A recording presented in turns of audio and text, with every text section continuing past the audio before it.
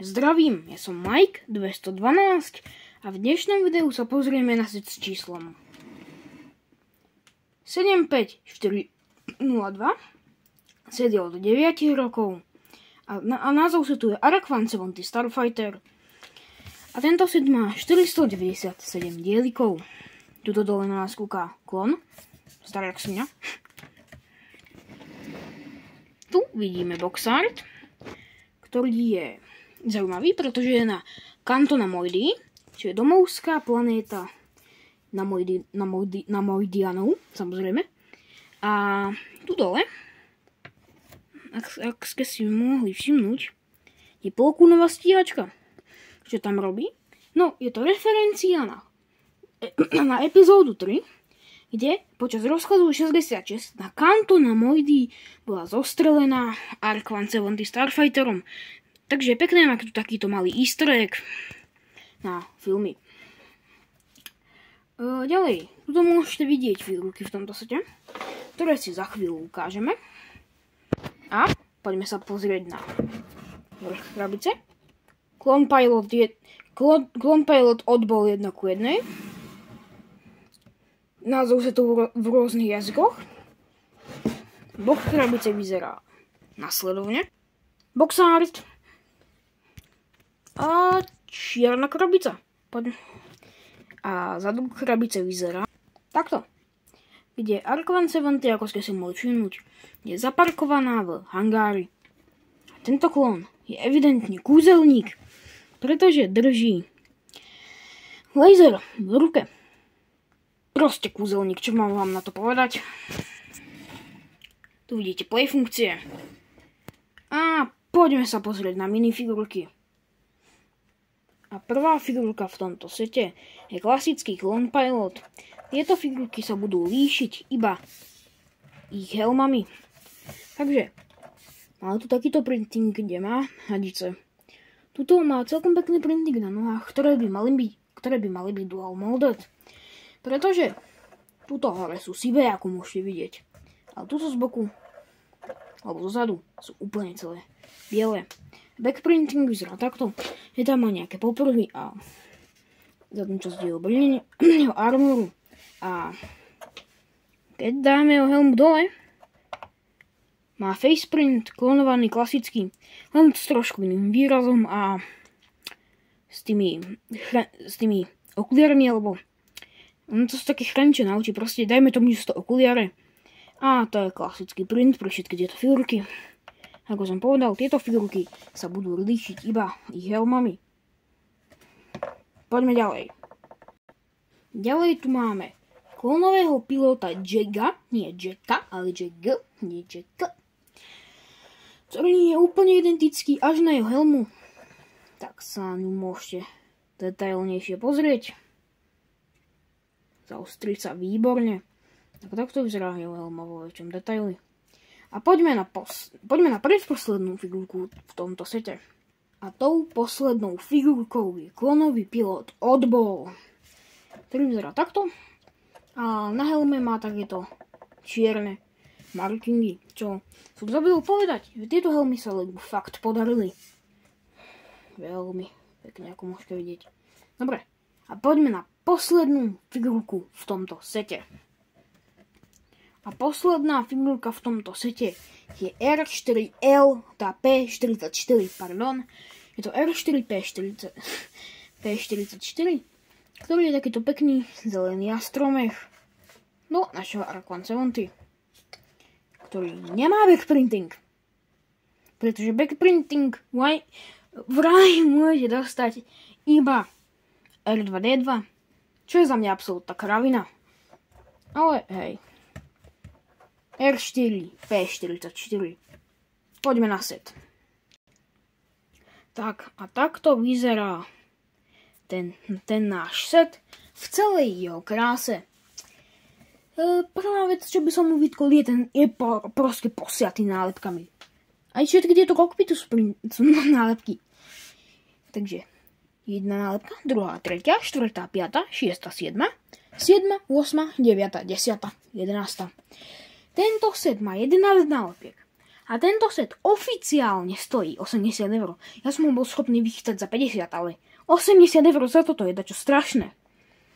A jediný dôvod, prečo sú tieto printované a nie sú nálepky, sú pretože sú gulaté.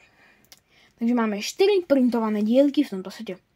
Pardon, 6, pretože tu ešte je displej. Aj tu. Tak sa tento set poďme pozrieť trošku bližšie. V prvom kokpite to vyzerá takto. Ako som vravil, je tu ten printovaný panel a žiadne stady pre minifigurku, čo je celkom dobre, lebo sa nepoškodia, ale potom nechápem, prečo sú v ostatných stady. Ale tu máme takýto ten oný, za ktorý sa minifigurka zachytí nohami a všetko bude fajn. Toto je prvý kokpit, poďme na druhý. Tak druhý kokpit vyzerá takto. Kde ako som vravel, že v tom prvom nie sú žiadne stady. Tu sú stady a nič som nepostavil zle, pretože mi nezostali žiadne tajly. Tak je to divné, že tu proste má proste tá figurka random stady. A takýto modrý panel, čo vraj je z Lego City. Neviem, či je, ale vraj je z Lego City. To je jediná vec, čo je zaujímavá na tomto. Dobre, poďme na posledný kokpit.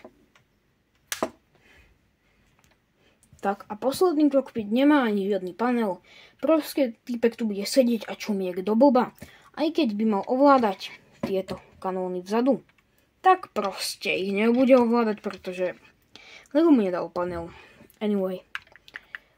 Aj tu má proste stady a tiež neboli žiadne tajly, ako som už vravil, extra. Takže, tak, nie extra, ale nič som nemohol postaviť zle, chápete. A tu bolo všetko pre kokpity. Poďme sa pozrieť ďalej na tento set. Poďme sa pozrieť na to najkontroverznejšie na tomto sete, a to sú v podstate krídla. Aj keď to je celková veľkosť, ale na tých krídlach je to najviac poznať, lebo tie krídla sú menšie, ako by mali byť, oproti tomu modelu. Čo ako ono to nevyzerá tak zle, ako iba keď sa pozriete na tento set, ale keď si ich porovnáte s ostatnými setmi, ktoré ja by the way nemám, tak možno budem trošku viac zhovievavejší ako iní ľudia, čo je Honzovi kostky, ktorý má všetky 3. A hej. Poďme sa pozrieť na motory, ktoré vyzerajú takto. A sú za mňa celkom pekné. Za mňa oveľa krajšie ako na predchádzajúcich modeloch, ale to som iba ja. Poďme sa pozrieť na play funkcie. Takže ako prvú a hlavnú play funkciu v tomto sete máme to, že tie krídla sa dajú otvoriť a aj zatvoriť. Otvoriť a zatvoriť, čo je, ako ste mohli vidieť, instantné. A tento set v tejto polohe za mňa vyzerá veľmi dobre, veľmi pekne. Ale má to jednu chybu, a to, že tie krídla sú proste ako menšie. Ale hej, to je asi všetko. Ale vyzerá to veľmi dobre. A je to oveľa lepšie ako na tých predchádzajúcich modeloch, alebo mne sa to viac ľúbi. Ale samozrejme, ako som vravil, tie modely nemám. A to, že tie krídla na predchádzajúcich modeloch ste museli otáčať takým kolieskom, aby sa tie krídla pomaly otvárali. A to ako je to instantné, to za prvé presnejšie ku filmom a za druhé, mne sa to proste páči viac, ale to je úplne subjektívne. Poďme na druhú play funkciu, ktorú by som si želal, že tu nebude. A tou play funkciou sú stud shootery nie. Nie. Tu by mal byť druhý kanón pre tých, čo nevedia. Ale oni sa ho proste rozhodli nahradiť Spring-Loaded shooterom. A hej, proste nemá to tam čo robiť a kazí to celý dizajn. Neviem, čo mám k tomu povedať. Dobre, toto by bolo k tomu setu asi skoro všetko a poďme sa pozrieť na môj finálny názor. Dobre, takže môj finálny názor na tento set. Čo si ja myslím o tomto sete? Koľko hviezdičiek mu dávam a tak. Takže, za mňa je tento set veľmi dobrý. Viem, že tak možno nevyznel z mojej recenzie, ale je to veľmi dobrý set, hej. Len má proste veľa nálepiek, čo je obrovská chyba, aj to, že tie krídla sú mimo proporcií, ale je to dobrý set.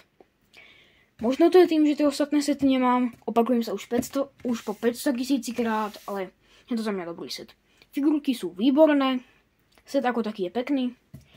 Aj keď není možno lepší ako, čo je 2010 verzia, ale to je iba podľa toho, ako to ja vnímam. Ale za mňa je to veľmi dobrý set. Takých solidných 8,5 z 10. Není to moc, ale je to viac ako dobrý set. Odporúčam tento set za 80 eur? Nie. Odporúčam ho niekde v zlave, ako ho najkyčujem za 60-50 eur. Určite. Je to výborný set. A konečne máme nejakú klonovú stíhačku. Toto bolo všetko pre toto video. Nezabudnite na like, odber, komentár a vidíme sa pri ďalšom videu. Čus.